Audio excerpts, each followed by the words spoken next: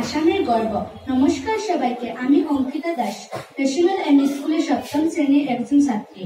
আজ আমি আপনাদের সামনে বলতে চাই আমাদের অসমের এক মহান বীর শহীদ জিন্টু গগৈ সম্পর্কে। জিন্টু গগৈ আসামের গোলাঘাট জেলার সন্তান।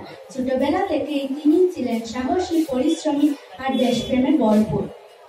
তার স্বপ্ন ছিল একটাই, আমি আমার দেশের জন্য কিছু করব। এই স্বপ্ন পূরণ করার জন্য তিনি যোগ দেন ভারতীয় সেনাবাহিনীতে।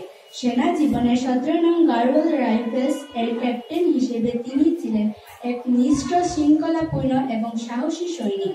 1999 সালে ভারতের ইতিহাসে এক কঠিন অধ্যায়, কার্গিল যুদ্ধ। তখন আমাদের সেনারা জম্মু কাশ্মীরে উঁচু তুষার ঢাকা পাহাড়ের শত্রুর সঙ্গে লড়াই করেছিলেন।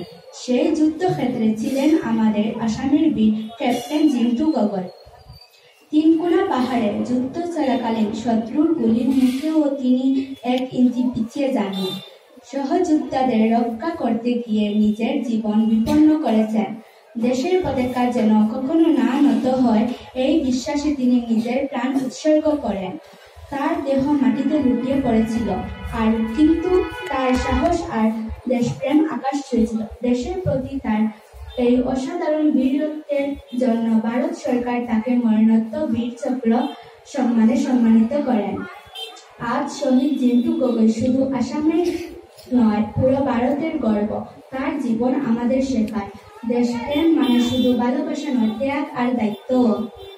দেশের জন্য বাঁচা আর মরাই জীবনের সবচেয়ে বড় গৌরব। তার মতে বীরদের কারণে আজ আমাদের স্বাধীনভাবে বাঁচতে পারছি। তাই আমাদের কর্তব্য দেশকে ভালোবাসা আর দেশের প্রতি দায়িত্ব পালন করা, আর সাহসের সঙ্গে সত্যের পথে চলা। শহীদ জিন্টু গগৈ আমাদের হৃদয়ে চিরজীবী হয়ে থাকবেন। তার নাম উচ্চারণে আমাদের গর্ব হয়। শহীদ জিন্টু গগৈ অমর রহে। জয় হিন্দ, জয় ভারত। Thank you.